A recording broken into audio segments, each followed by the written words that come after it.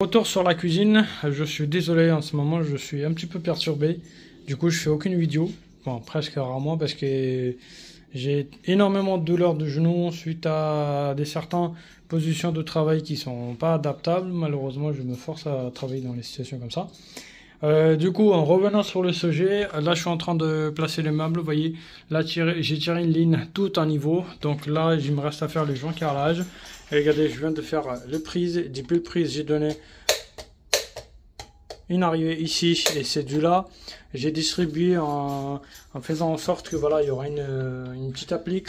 Là, 6 carrés. Dommage que on sera obligé de s'en servir parce que c'est pour le micro-ondes apparemment. Donc le client il va commander un micro-ondes plus petit parce que celui qu'il a il est trop large donc ça va pas. On a rebouché le passage de câble qui passait derrière. Du coup, voilà. Donc première partie elle est fixée.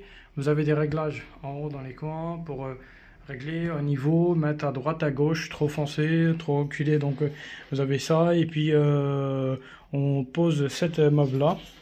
De ce qu'on a fait aujourd'hui,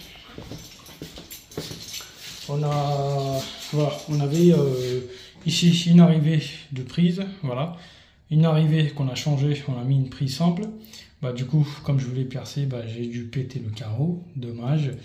Et sauf que moi, je ne veux pas reprendre ce carreau-là, c'est un bordel.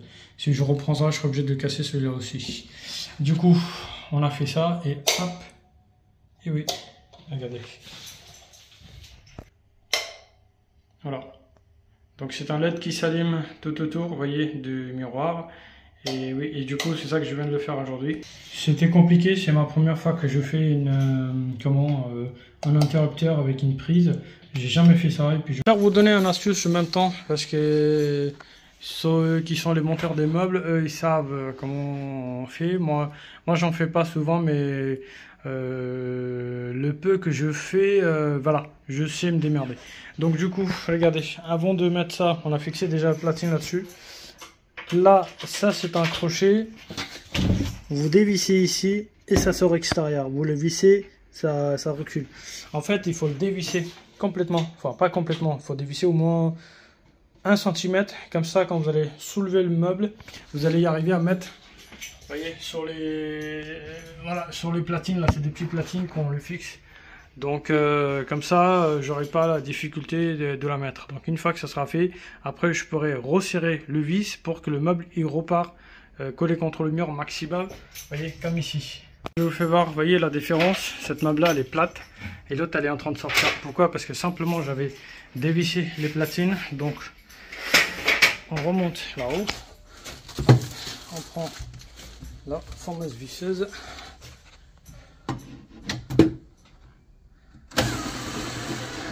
Et ça recule. Pareil.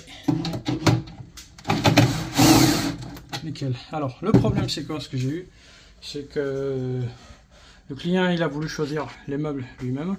Et le fait qu'il a choisi des meubles, excusez-moi pour ce terme-là, des meubles de merde. Pourtant, je l'ai tourné ça à tournevis. Hein. Ça s'est pété là, ça s'est pété là. Mais bon, là, j'ai pas de problème. Hein. Le restant, ça va. Voilà, j'ai réussi à m'adapter, je tiens avec. Mais c'est quand même un bordel en fait. Donc voilà, c'est des petites astuces qui fait partie du boulot. À quoi ça ressemble les portes? Du coup, le problème sur ces portes, c'est quoi? C'est que comme c'est des qualités moins chères, il vous fournit pas les portes avec les trous. Donc vous choisissez votre modèle des poignées, ce que vous voulez. Donc les vis, ils étaient plus longs, ils font au moins 5 cm. Je suis obligé de réduire pour qu'ils soient à 3 cm parce que l'épaisseur elle n'est pas assez. Là, je viens de faire des trous dans les portes. Du coup, là, je vous fais voir comment installer une porte sur les charnières. Tout ce que vous avez à faire, c'est, regardez, vous voyez, il y a 2 dents ici, là. Les dents, en fait, ils vont venir se raccrocher ici. Une partie là-haut, une partie bas, et après, vous avez plus qu'à appuyer comme ça. Je fais comme ça, et je peux pas l'appuyer. Pareil, de côté, ça c'est fait, et voilà, ça aussi c'est fait. Une fois que c'est clipsé, c'est des charnières ralenties, donc ils ferment gentiment. Du coup, les 2 portes ils sont fermées. Vous voyez la différence juste là.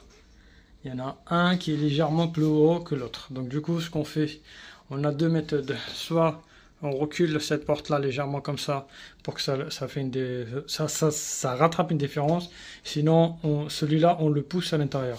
La seule façon de le faire, c'est que vous avez des réglages ici. Il suffit de retirer la petite platine. Donc vous prenez un tournevis, d'accord, donc dans le contresens ça recule et dans le sens de monte ça avance.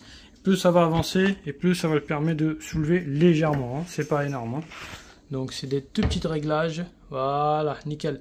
Là ça tombe pile poil de haut à bas. J'ai de haut niveau à bas niveau, c'est voilà, c'est le même réglage. Par contre, écoutez le bruit.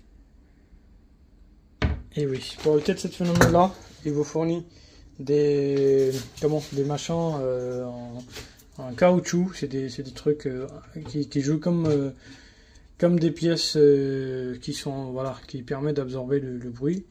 Donc on prend un ici, un on a mis là, et un en haut. On ferme celui-là et écoutez la différence.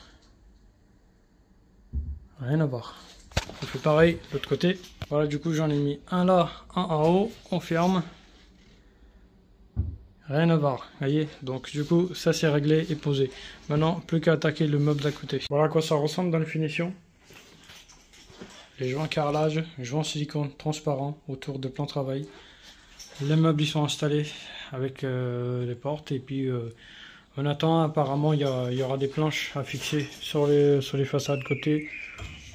On a ce qu'il faut mais on sait pas où et quel niveau il faut mettre tout ça, donc on attend. Pour le moment c'est fini jusque là, le restant c'est en stand-by. Donc voilà, c'est la fin de vidéo.